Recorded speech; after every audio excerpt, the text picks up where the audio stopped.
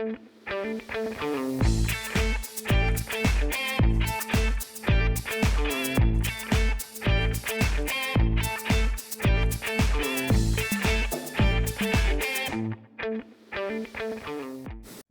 to Surviving Ish, where we talk about the things that just gets on our nerves a little bit, and maybe it's not a big deal, but at the time it seems. And I'm real excited about the guest that we have on today. We have met through TikTok. She has been a guest on the Unholier podcast with Jenny, and she's become a great friend and supporter. I'm so glad that we finally get to do this. We've talked about it, I feel like, for months. We have, David.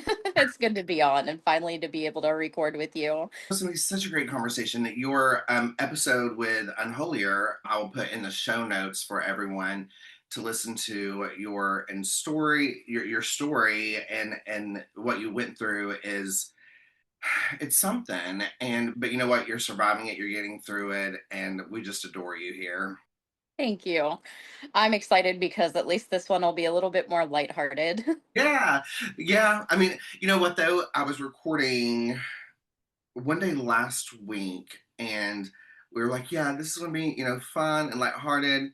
And it still was, but it got a little deeper than we originally intended. But it's just what happens with good conversation, So that's what I like about this. We're just gonna go wherever it takes us. That's true. And sometimes the lightheartedness, like you said, it goes deep because you're getting comfortable. You're reflecting about how it all really plays and connects. Yeah, yeah, absolutely. All right, what are you barely surviving this past week or so? Okay, so where I work, we're switching from paper to electronic notes. However, in order to do that, like the county that we're in, they're requiring us that we still do electronic and paper. So it's double the work. It's learning a whole new system and it's driving me completely insane because after work, it's like I have to come home and do my notes. So it's just eating at my time and it's driving me insane. And it's been making me so irritable with people. I worked for a company where we were paper and then was going electronic, and part of my department was doing exactly what you're doing. And you're right, you're doing double the work, but it's not double the pay. It's not. It's not. And that irritates me too, because it's like my time is money. And like I even sassed off to my supervisor and I'm like, this is double the work. Like we're paid, but like not nearly enough for this. It's like you're eating into my personal time now.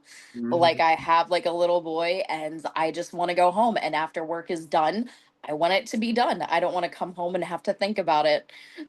I know. Well, and this is where I get irritated with companies, and I hope that I never become this kind of company, where you forget where you come from, kind of thing, as I grow and things change, because there has to be a work-life balance, and things like this is what gets people burnt out. And when you start Yeah. interfering my personal time, you had mentioned you have a son, right? And Yes. and I don't.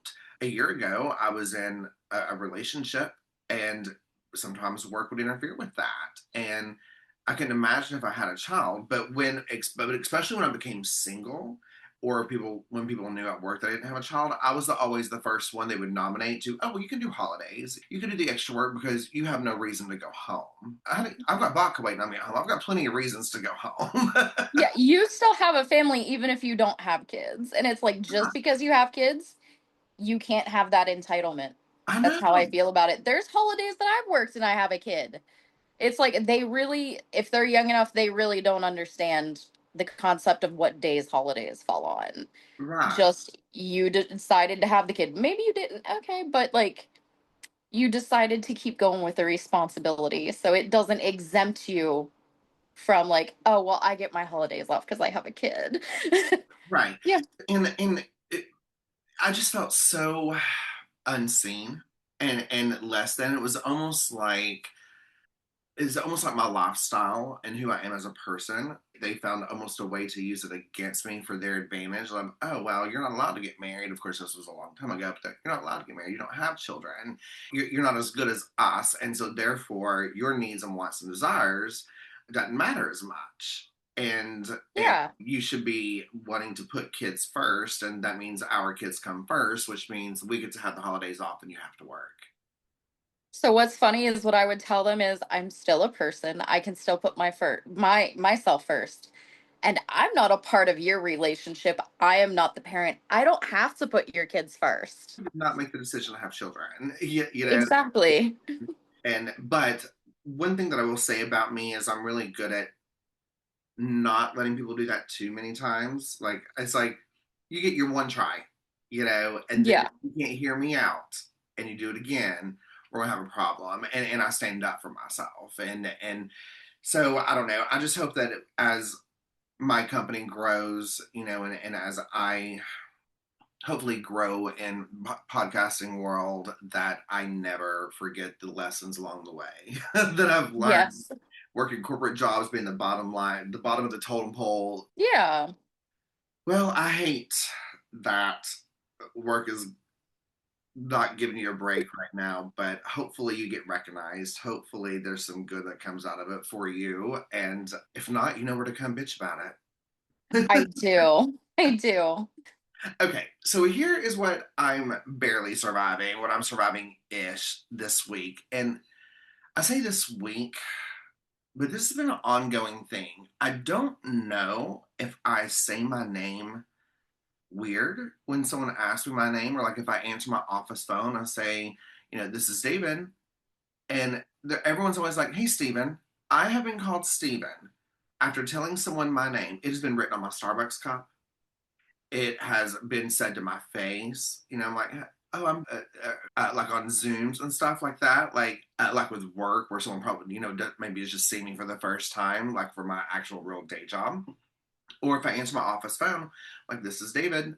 They're like, hey, Steven, is David there? I'm like, this is David. And then sometimes I just don't even correct them. I'm like, whatever, but then they end up becoming clients. And they think my name is Steven. And so I have had it with that. I have recorded myself saying it. I've tried to pay attention to how I say it. I've tried to say it differently. uh, But people hear Steven. When I say this is David, do you hear Steven? I don't. However, it makes me wonder if like it's the connection, like if it's funny, like if the connection's like fuzzy or something like that. But this happens on a daily basis. It's happened for years with different people. Like this is not a brand new thing. It's something that has always. People will call my company and talk about this Steven guy, and they have no idea who the hell they're talking about. Like it, this happened. Like it was. I will going through the drive-through. Someone said, "Can I get a name for the order?" And I say, "I'll say David," and they'll say, "Okay, thanks, Steven." Like I don't know. It's so weird. I know. Like I hear David just fine, like ever since day one. I know. I just cannot wrap my mind around it. And then there's another part to this story with, well, not to the actual Stephen part of the story, but for names. So I had recently decided I was going to put myself back out into the dating world. Whew. And yeah, because I was in a 7-year relationship until a little over a year ago. And the past, I don't know, I would say maybe 2 or 3 months, I've been like, you know what, I'm going to put myself back out in the dating world and see what that's like. Wow, that's a whole other podcast. But I'll just say this, there is pee in the dating pool. listen, and so I started seeing this guy. We went out several times, and I have two friends that were driving through, and they were staying here for a few days. And the guy that I was seeing stopped by, and the two people that were staying with me were in the living area. And so when he came in, I introduced him. I said, "Hey guys, this is Mason." And then he and I came back to the bedroom, and we're going to watch a movie or whatever. And so when we get to the bedroom, he said, "David, you called me Mason." And I said, "Yeah, like you're in my phone as Mason. I've called you Mason for the past 2 weeks, but I don't really use people's names often." Yeah. And he was like, "Well, you've called me Mason a time or two," but he was like, "I always thought you were just trying to be funny, like you're trying to call me another dude's name. Like, hey, Mason, do you want something else to drink? And we want a soda or something, trying to act like you're calling me a different name just to be silly." But he was like, "My name is Matthew." Oh my goodness. I had him in my phone as Mason. I have called him and told anybody that I've mentioned about him, any stories I've shared, I've said Mason. And his name is Matthew. And I said, at this point, I think it's just easier that you change your name because Exactly. Kind of funny story to play off of yours. I have this friend that I've had ever since kindergarten, and it's a similar situation. But ever since kindergarten, up until like our 20s, I have always called him Brandon. And it was like a few years after we graduated, and he looks at me and he goes, "You know my real name, right?" And I'm like, "Yeah, it's Brandon." And he was like, "No, it's Josh." And I'm like, how did I go all these years without saying, without you saying anything? And like they're not even close. They're not. I do that all the time. And I wonder if it's just something that we do because I can see people and I'll look at them. And at first, if I don't know their names, like I have neighbors down the street, we just wave. They're my favorite neighbors. I'll drive past, we wave, they wave. I name them Dan and Linda.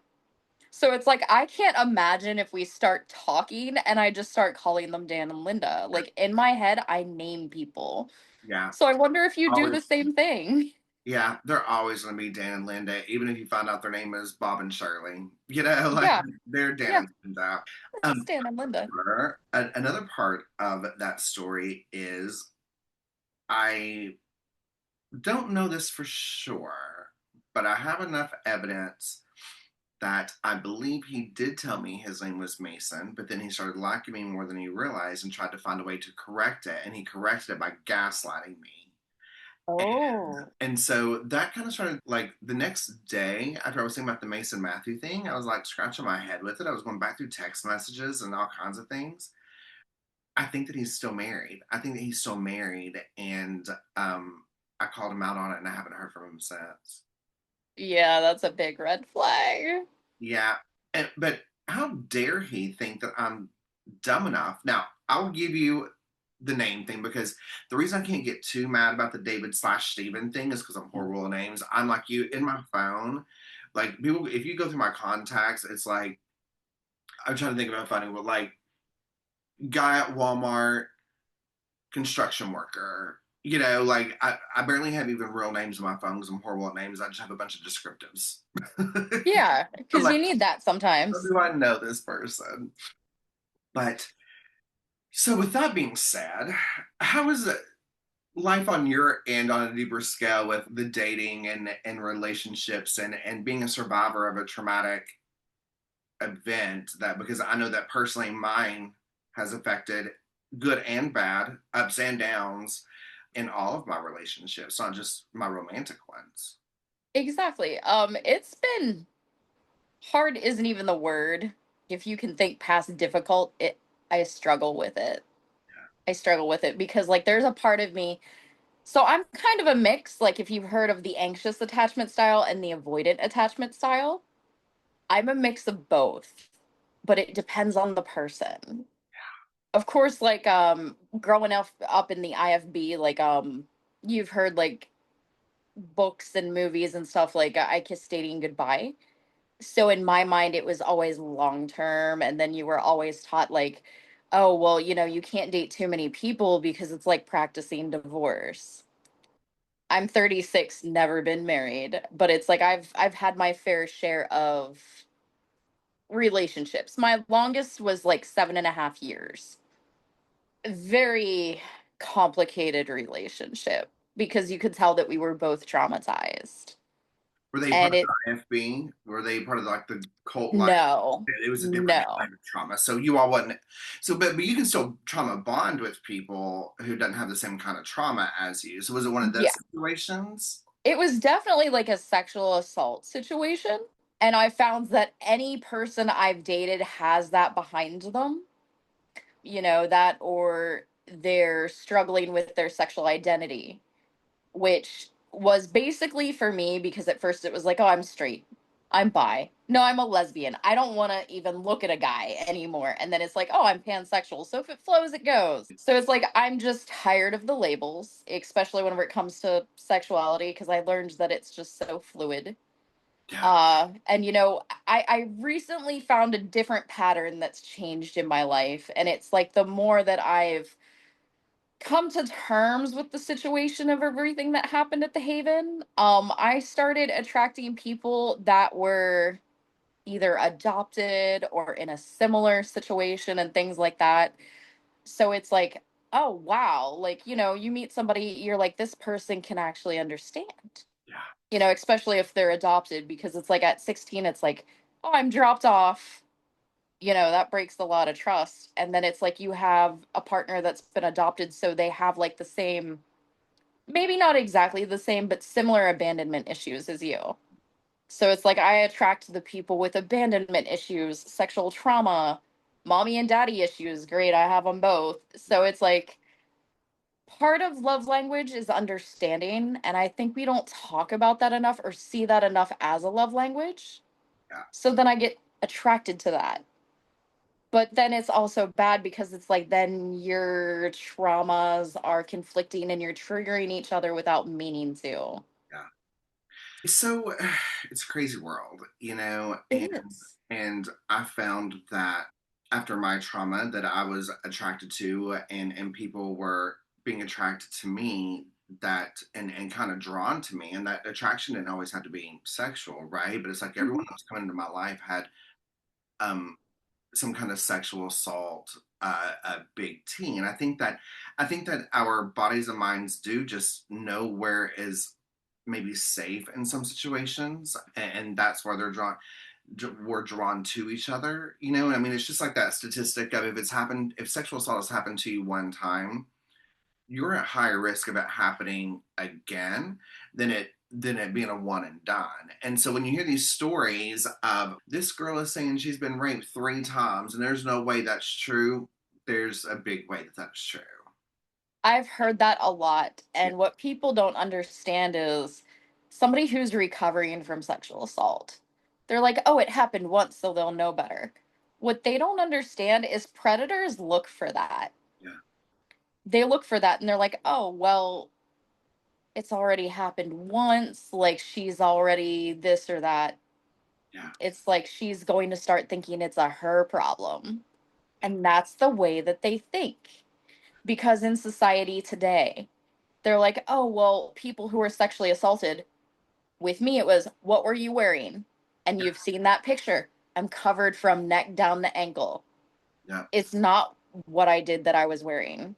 Because if we think about it, infants, animals, and corpses are, you Right. know. Yeah, So it's not a wearing problem. It's it's a definitely person victim problem. blaming. And you're right. Like I think predators, if they know that this person has been sexually assaulted at least one time, and that it's publicly known, regardless of how big their publicly known is, then they're the prime target for it to happen again, because odds are they were dealing with victim blaming already. They've already been shamed. Mhm. They've already been asked what they were wearing, and how is this their fault, which means the second time you may be a little bit more quieter.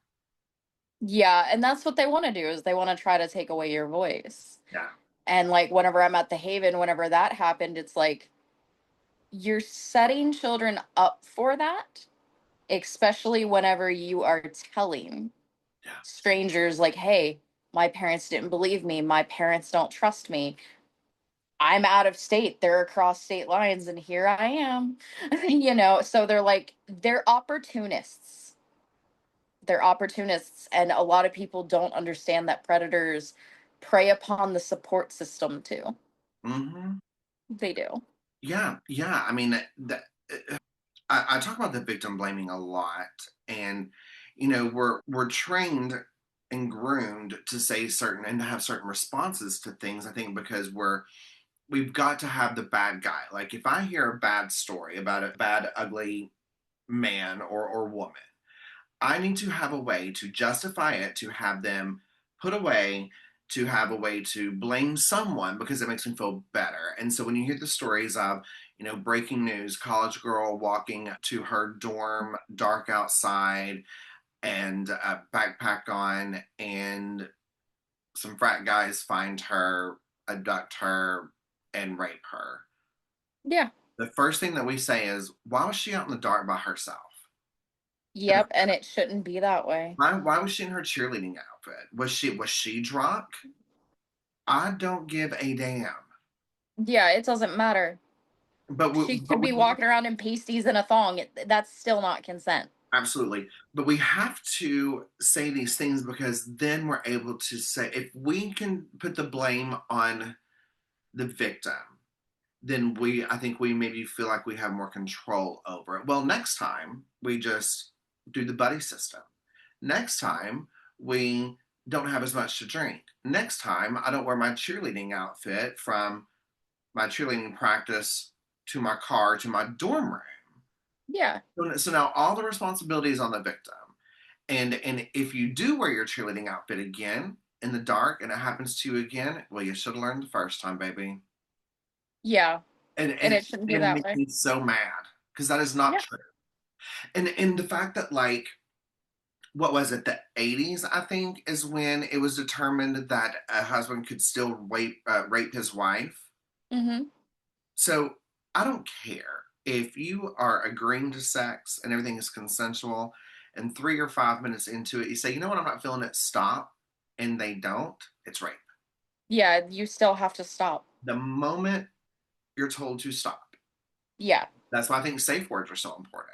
Because sometimes you can misunderstand a stop, right? Like, and I just mean that because there was this video I was watching of people that are into like what is it, like the BDSM kind of stuff. And so there's role playings to things, which is why the safe word is important. I've never done anything like that, so I'm kind of foreign to it. But if it is two consensual, I don't care if it's 10 consensual adults, as long as everyone is consenting and there's a safe word or that they understand stop when Yeah. then have at it. All I care about is that it's two or more, anyone involved, right? Yeah. Are all consensual adults, preferably human. Exactly. I laughed because I actually know a lot about BDSM, Oh yeah, and like it's more than just a safe word. Like a lot of people think BDSM and they think sexual, but you actually have to build a trust. yeah. Because if you have a dominant and a submissive, and I've seen this a lot, people automatically think the dominant is in control. No, Not always. it's the submissive because they're the one offering themselves to you as a gift. Domination is a responsibility. You know, you have to have that trust, communication, consent. Consent is big. And like you have to go over the boundaries, what's hard and what's soft. So whenever I hear people go, "Oh, I'm a dominant," and like you just have to do this because I said so. No, it's the submissive in charge because with no submissive, you're not a dominant. There's nothing that you can do because submission is a gift at the end of the day. It is a gift that is earned. And as a dominant, you are creating a safe space for your submissive to explore and, have that fun with you and that intimacy. And then there's aftercare because you want to prevent the sub drop. All right. I've got a lot to learn and I'm interested. You're like, we got to talk about this more. I don't know. I was like, did we just figure out a new subject to talk about on another show? We definitely did. Because I think that I've never done like an actual like role playing thing, I guess.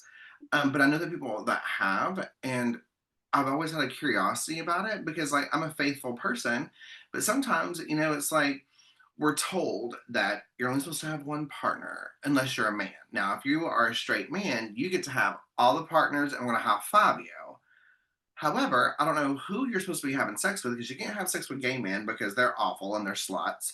And you can't have sex with women because if they have sex with more than one man, they're sluts. Hmm. So, all right, men, so who y'all fucking? Yeah. Not Yeah. talking about. Like, I can't, I just don't get it. And so, one thing that I really appreciate about the gay community is, we are known to be sexual, but it's because we don't shame people for having sex. It is a natural thing. You Yeah. can be safe with it. We, I say we, but I'm sure there are plenty of cases where, there are bad gay people too, right? Like, Oh, yeah, for sure. right. But people want to think that if like my attacker, he is a straight man. He didn't rape me because of attraction. He raped me because of that dominance and power Hmm. Yeah, it's a power thing. thing. It's not an attraction thing. Like he had a girlfriend, had a baby mama, has 3 kids, and he identifies as heterosexual. But him raping Yeah. does not make him gay. But of course, when we hear about a man doing something to a man, they're gay, and so it's the gay people. That's not what rape is. That's not their reasoning behind it. Now, I do think that there's generations of being told that being gay is wrong and religion is better and great, and so there are people that have hid in the closet and hid behind their Bible and what society teaches them, to where they probably do have some build-up aggression and they act out on it in a very dangerous way, and that's not justifying it. But if we would stop being so judgmental about who the fuck is in my bed, Yeah, I for think sure. a little, maybe not a drastic amount of change would happen in the world, but I think a lot of change could happen, and a lot of good change. Yeah. And I feel like in America, we sexualize everything. We sexualize everything. Like, okay, so, you see a pair of titties on TV and it's like, cover your eyes. Like, oh my God, you can't see that. And it's like, it's literally just balls of fat on a woman's chest that feed babies. Because we've also seen this as far as breasts. Like, if a woman's breastfeeding, I know you've had to see it like, oh my God, you shouldn't be doing that. Like out in public, it's like, I don't want to have to explain that to my kid. That it's a natural thing that you're feeding a child and that is what they were made for. Yeah, I don't want to explain things to my children piss me off. Like, why do you not want to have discussions with your child about things that happen in real life? If you see me and my husband walking lovingly, holding hands, and grocery shopping and doing whatever, and you don't want to talk to your kids about how love is love, shame on you. That just shows how Yeah. you're hiding behind your ignorance or your religion or your fears or who maybe you are closeted, that you don't want to talk to your child about. Well, not talking to your children about it is going to make them have a curiosity. And what happens when a child has a curious mind about something? They do it behind your back. Mm-hmm. I never had to sneak out of my window. When growing up as a kid, I never had to sneak out of my window. I never, not one, I didn't get drunk my first time until I was 22. Because Yeah. if I wanted to try something, like I wanted to try a cigarette, and I went to my parents, they set me down, and I had a cigarette, and I hated it. I Exactly. I didn't have to Because sneak out of the window, out of my bedroom window. If I wanted to go do something, I was able to go do it with my parents' permission. But their thing is you do have a curfew, and if you do stay out this late, you're still going to school tomorrow. You still have chores and things to do tomorrow, and the repercussions if that does not happen. Not one time have I snuck out of my window. I didn't have to. you had that relationship with your parents to where they learned to trust you and make some of your own decisions, but they also let you explore safely, Right, which I think is the biggest key because there's so many parents that want to control what their child does because I do believe that they want to protect them, but you're not protecting them in the right way. right, And another thing like that you touched on, now this pisses a lot of people off whenever it comes to gay marriage, and it absolutely destroys them, especially whenever they see a gay couple and they don't want to explain it to their child. I look at them and I've said it to my own parents and I'm like, so you believe that a relationship is only sexual and in the bedroom? That's what I'm hearing, because a relationship is so much more than that. So it's like they hate it whenever I point out that you're even sexualizing relationships. Like you are putting that at the top of relationships, that it's only about sex and procreation, when it's commitment and loyalty and everything else in between. They right. don't like that. So it's like, so you're the pervert. That's the word I was about to use. It gets to be a perversion. It And is. it's so funny to me. Like, people don't realize that the town that I live in is as big as it is. Like, I live in Knoxville, Tennessee, and Yeah. it's a college campus or college town. And of course, I'm very blue in a very red state, but there's more diversity here than people realize, especially the area that I live in. Like when you get close to like the college campus area and like the downtown area where there's a lot of like local restaurants and stuff, very like you can walk through Market Square, which is one of my favorite places. And excuse me, And you can see two guys or two girls holding hands. And for the most part, no one pays attention or cares. But I have seen where someone would like look at them and kind of raise, like if two men were walking by holding hands, there was always going to be someone looking at them and raising their eyebrow and rolling their eye. Now, if you don't like it, fine.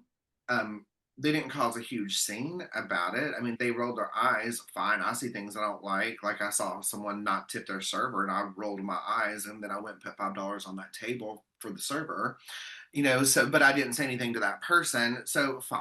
If this person that rolled their eyes and raised their eyebrow made a scene, that would be different and where a lot of people there would step in and be like, the fuck. But what I found very interesting is the person that rolled their eyes was sitting across from their partner, their spouse. They didn't talk the whole dinner. Like, That says a lot.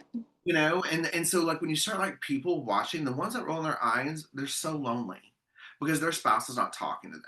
You're not seeing someone that is like happy and loving and skipping along Market Square with their opposite sex partner and then screeching brakes and smoke because two other guys are holding hands. Those people are not even looking at the two guys holding hands because they're happy in their own life. The ones that are rolling their eyes are the ones that have set up across from the same person for 30 years and haven't spoken in 10. And they're going to bed every night with a stranger. You're going to bed with Mhm. someone that you don't even know anymore. That's exactly it. And you're not even showing your partner affection. Right. Like, you have to have that mental connection and you need to be able to mentally stimulate each other. Yeah. So that says a lot. Like, you're not even talking to your partner anymore. Yeah. You're literally using them as an object, and it's all because you don't want to be alone. You're trying to fit into the cutter mold that Yeah. you've been told all these years. Yeah. And so these are the same people that are like, how will I ever explain this to my children?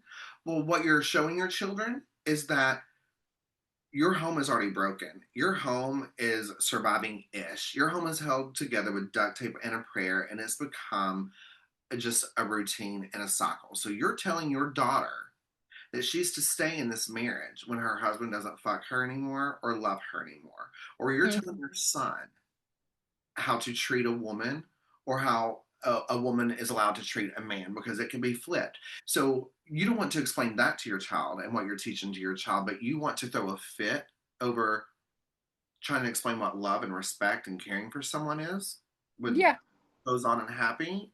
Like I can't exactly. wrap my Because, like, my son asks things all the time because he's in this phase to where he's in school, and all of his friends, like, their parents live together. And it's like, I left a long time ago. And he is just like, well, can't we just? And I'm like, okay. And I was like, let's walk through this. Sometimes some people meet and they confuse love with friendship and things happen. It's like, it's not that I don't care. I was like, but would you really want to be in a house where your mom and dad are fighting all the time and ignoring each other? And he's like, no. And I was like, sometimes you can meet somebody, have a form of love for them, and still wish them the best and not be together, because now he's seen that cookie cutter mold as well. And I was like, aren't you just happy with both of us separately? And he's like, yeah. And I was like, but would you be miserable like if we were in the same house and we ignore each other and we're always arguing? He's like, no. I was like, yeah, your life would be miserable. And it's like he's 6. So it's like I broke it down as much as possible. I mean, you can still childproof, you know, Yeah. these conversations and they can be told what is appropriate for them to know. You don't have to go into the whole like two men holding hands because, Yeah.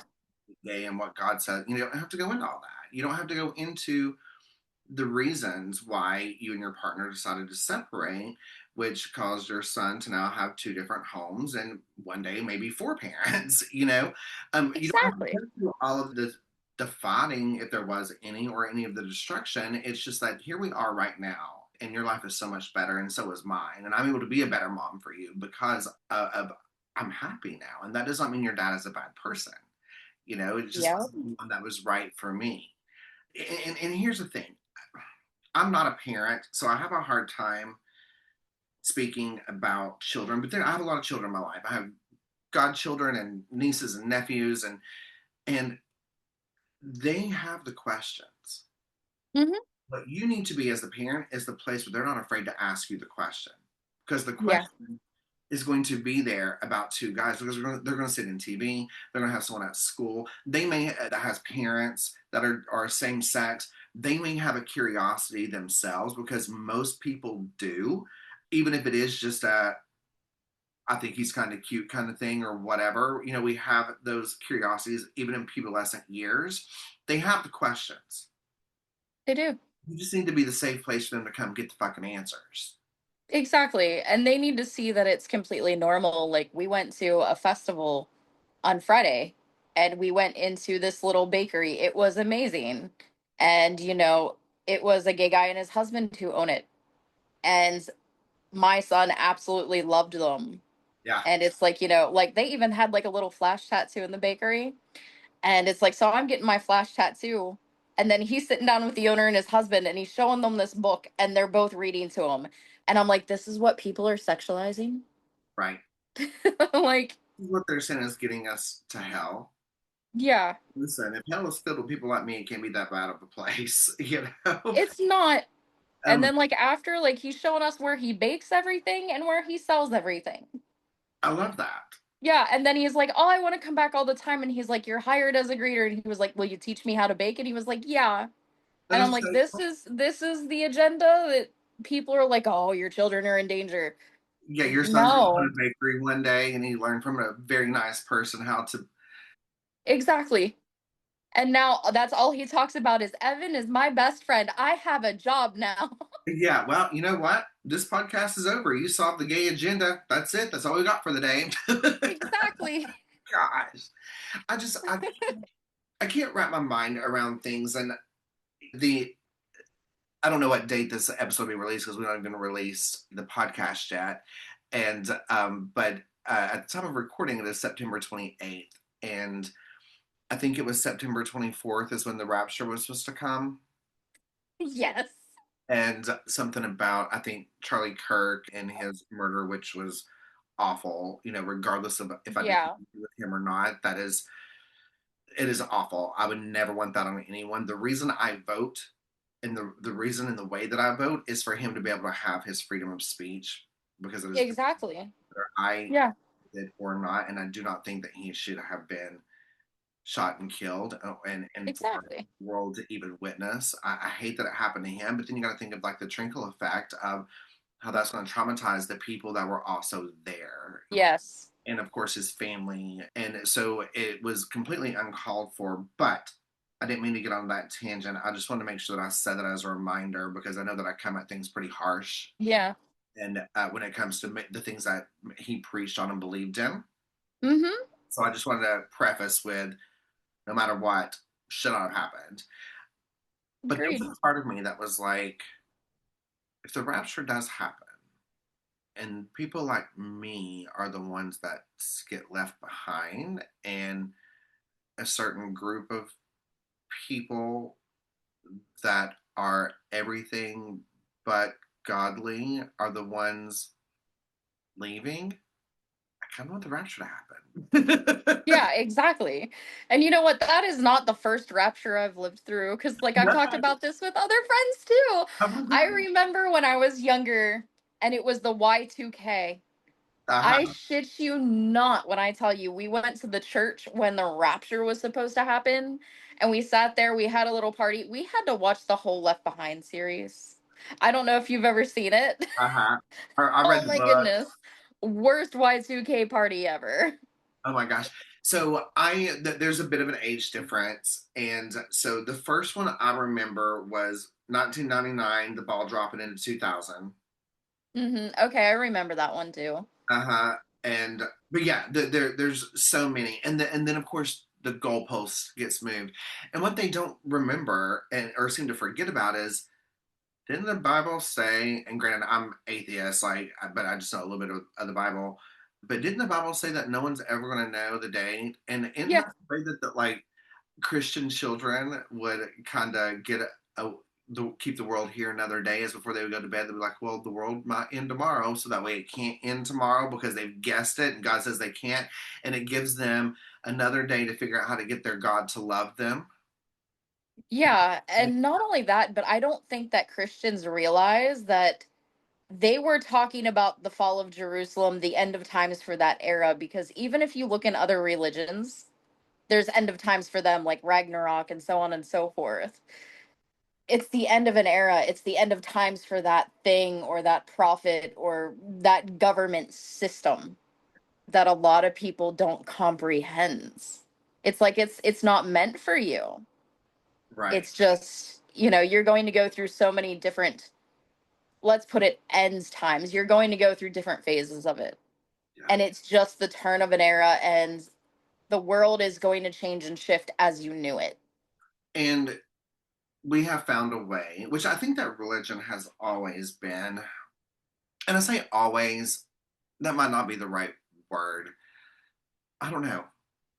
Okay, I'll say what I'm going to say, and then you can help me dissect it and correct it in any way because you've been through more religious stuff than I have. But I feel like now and for the longest time, and potentially always, has been more of a fear factor of a fear tactic and a form of control. It's never been about really saving someone's soul. It's about me taking your soul to corrupt you to do whatever it is, especially if you're a woman, especially if you're a minority, especially if I'm the one that gets the control. Oh, for sure. Okay, okay. And that's all this religion is, and that's why they preach so much about sin, hellfire, and the end times. They want you to believe it's real. There are even some religions that'll tell you that you're not allowed to read the Bible without your pastor or, like, somebody there, Did you make because that they in your don't episode want so you to far? I've heard understand that. it. Yeah, they don't want you to understand it, and they will encourage you not to read the book of Revelation. It's like I've read it from cover to cover several different times. Like I can't tell you how many times. But it's like the more you read through it, and this is why they don't want you to, the more you read through it, the more it contradicts itself. The more questions you're going to have. And so that's why I would think that that's why they'd want you to read it with the preacher. So that way the preacher could give you that, well, this is where you just have faith. And they give you some like toxic answer of Yeah. that's one of those political non answers. I believe that the government, even though there's separation of church and state, the government and the church work hand in hand. Oh, yeah. I mean, Even though there's the separation, it's really not separated, and it's to I was going to help say, you control the say, masses. I was going to say, you say that there's separation. I think that they tell us that, but there's absolutely no. There's not. The churches, which is like the richest scam and business in the world, and they yet to pay a tax. Yeah, they don't have to pay tax at all. And it's like, so you're getting all this money tax free. You're being able to do whatever. You also don't have state inspections like any other business, because technically church is a business. Right. It's a business. Yeah. It's And I almost it's feel oh, that you shouldn't be allowed to go until you're 18. exactly. It's like I don't want my son in church up until he can think for himself. And like I've had my parents try to like force the Bible on my kid, and it's like no, because you didn't meet my kid up until he was 6 months old. It's like that I can leave, go ghost, and you won't see either of us again. Yeah. And at the end of the day, it's not because I don't want them around. It's like you need to learn boundaries. You can't push your beliefs onto others, because look what you did to me and look what happens because you didn't think for yourself. And like kids need to learn to think for themselves. So, I'm glad but that, it is a fear tactic, and it makes me want to question like Christians, like, why do you believe? Oh, well, he saved me from this, he saved me from that. Are you sure you didn't save yourself from it? Type of thing. yeah. And I know that you may have heard me say this before because I know that we do a lot of TikTok lives, and I'm sure some of the listeners have heard me say this too, but I used to get, and I still do, get so pissed off when someone hears about my attempted murder and they want to say, but look how strong you are now. Look what God did. God left you here for a reason. God did this. Nope, I nope, was nope. already strong. That is why I'm here today. I Exactly. survived because I was already strong. And I will give you, I learned a lot and I'm stronger, but I was not some weak little duckling until the day that God came into my life after he allowed someone to open the door and rape me and murder and attempt to murder me. Because where were you then, dude? Right? If they think about it, they want to say that God is all powerful. Well, then God caused that if you want to play that number. So why would God go ahead, cause it to happen, and then turn around and be like, oh no, I changed my mind? Yeah. It's a contradiction. And it's right out of the narcissistic playbook. I Hmm. want to create turmoil in your life, and then I'm going to come in and make it better. I'm going to create a problem, and then I'm going to come in and be the band aid and the cure of that problem. Well, you know what? Don't create it, and I will love you. Exactly. And that's what abusers do, because that's how I view their God, is an abuser. Because it's like, oh, you're gaining trust, and then you do something horrible, and then you make it better. But another thing I want to bring up, because Christians are always into this, I like to also bring real life into it. And I was like, how do you determine that somebody's telling the truth? Well, you have to look at both sides. Keep this inside. You have to hear both sides and then look at the evidence and then make your decision. I want to know how many Christians sat there and heard Satan's side. Because even if you go through the Bible and you haven't heard Satan's side, so you're in the Garden of Eden, you have these people walking around naked. They don't even realize that they're naked. They're told not to eat a piece of fruit, or fruit is so many different things. It could even be sex, because it's like a mystery. There's something forbidden. Right? And then it's not up until after the tree of life they realize that they're naked. Then they're making clothes and God gets upset over it. They didn't die the way God said that they would. Their eyes were opened to their nakedness. It just sounds creepy. Like Yeah. it makes me think of, like, imagine like being in the hospital because you have amnesia and you have like this weird doctor that abducts you and puts you in his basement, and you're naked and you don't know any better and you think that's life. It's like, that's kind of creepy that you want to keep somebody naked.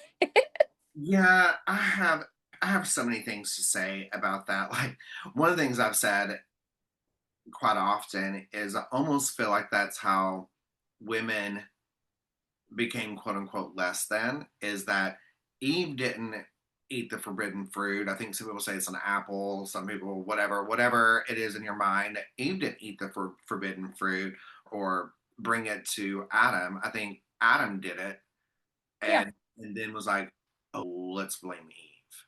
exactly, because that's what happens, especially in religion. The woman is always blamed. Right. And it always talks about how the man is the head of the household. And I always like to piss people off and be like, yeah, but we're the women and we're the neck and we can turn that head any way we want. Yes, ma'am. I So love it's that. like, I you're love. walking down the aisle to go get married. You see the aisle and then you see him. I'll alter him. Uh-huh. That is amazing. I love that. Exactly. I It's love that. I think that they want women down, especially in religion, because they don't realize the power that women have.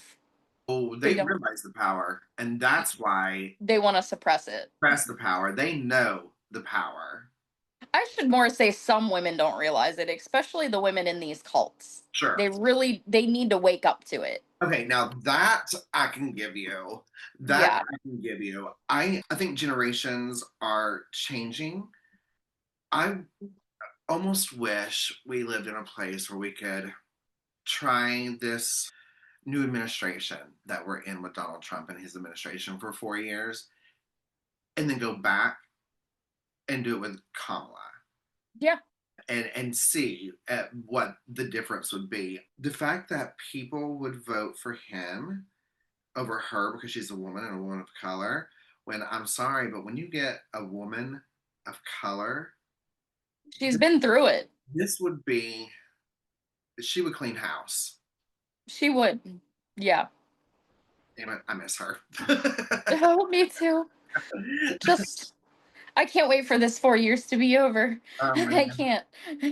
Oh man, me too. Oh my gosh, I've really enjoyed this conversation. I feel like I'm gonna have you back 100 times, and we you've been a guest on Unholier, and just a reminder, show notes. Your link will be in the show notes. And then you've been on TikTok Live with us some too. Yeah. So if you all are not following us on TikTok, please do. If you're not following Unholier, please do. And I have a rapid fire question for you, just to bring it back to a fun kind of ending. So the question I want to ask you is, would you change what happened to you if you could? I probably would. It's a mix of yes and no. There's certain things I would change because I feel like I wouldn't be as held back in life. Like there's times like I won't go outside. I'll go to work, I'll come home, I'll stay inside. I don't want anything to do with socials, like social interaction in person. I have to force myself for that. I feel like I would have better relationships and better trust in people instead of thinking like not everybody's out to get me, and I probably wouldn't view myself as a sexual object because, like that type of trauma can sometimes I go both ways. Either I'll be hypersexual or I don't want it at all. And like after you go through something like that, like there's a high stake with like whenever it comes to sex and intimacy. So it's like I think there's a few things I would change, you Sure. know. I love that, and I respect that. Here's my answer to that is I've had more good from the aftermath come out than bad. Hmm. Learned so many lessons. I have a new career path, and I'm happy with creating this podcast and being a part of others. Everyone in my life now would not be in my life now had it not been for that event. Um, I don't know that I would change anything about what happened to me. I just want to make sure that I'm part of the change to prevent it from happening to others.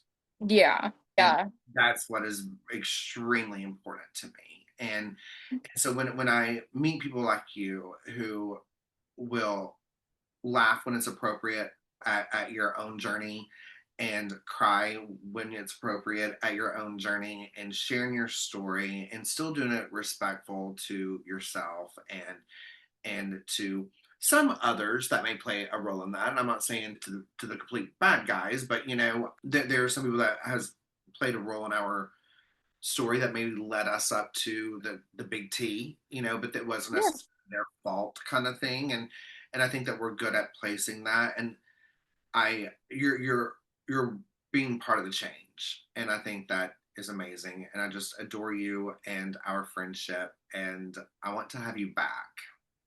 Let's do that. We could even create our own podcast if you want. I'm not mad at the idea. You know me, I've got 10 of them floating around out there somewhere. I am all for it. I am all for it. Oh, yeah. Yeah, but like you said, like my experience, it's brought understanding. It's made me want to advocate for others. It's made me want to do this change. So it's like it's a good and bad. Sure. It's a mix. And some days it's like I just wish that I could just be normal. But nobody is ever normal because another thing, and I'll play devil's advocate here. If that trauma didn't happen to me, what other type of trauma would have happened? And it's just like plain. I know, and that's why we get into those like double-edged swords, right? Because that Yeah. means it's almost a trauma response for us to know that we have to have some other big T, because somehow we're not deserving to just have a cool, calm, collected life, you know? Yeah.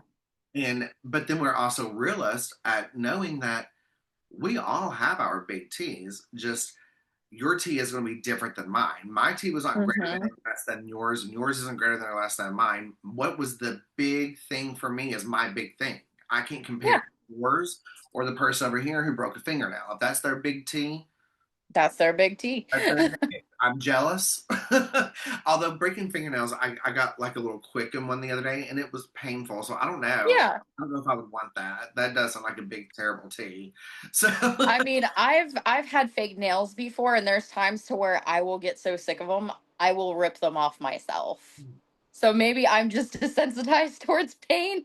I don't know. I was gonna say maybe that's what our big T taught us is because people were like, David, you're a lot stronger than you look, like physically. Like if you Yeah. want that dresser moved, I will move that damn dresser. Oh yeah.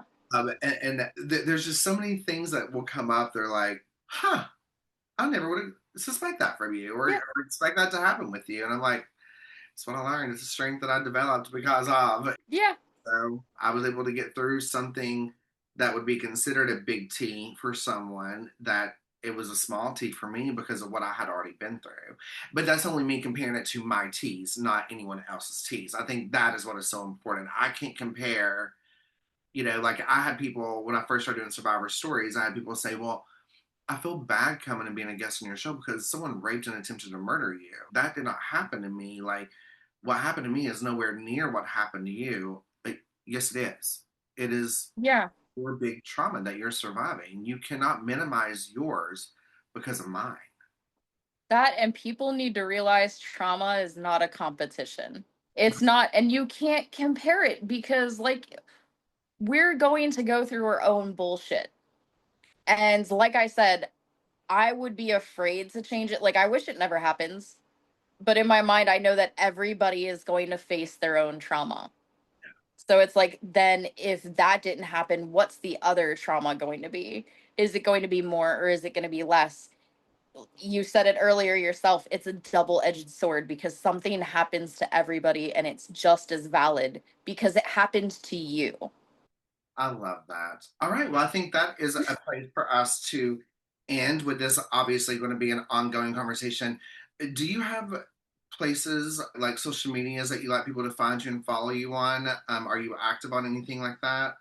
I'm on Facebook and Instagram under Astaria Grace. I do have a cosplay account. It's on TikTok. Again, it's just cosplay, but sometimes people find me there. It's a lot of mask talk, but that's call sign biohazard. That's where I get to be goofy and stuff and just do my own bullshit. Yeah, So, I love that. either one. Heck yeah, I love that.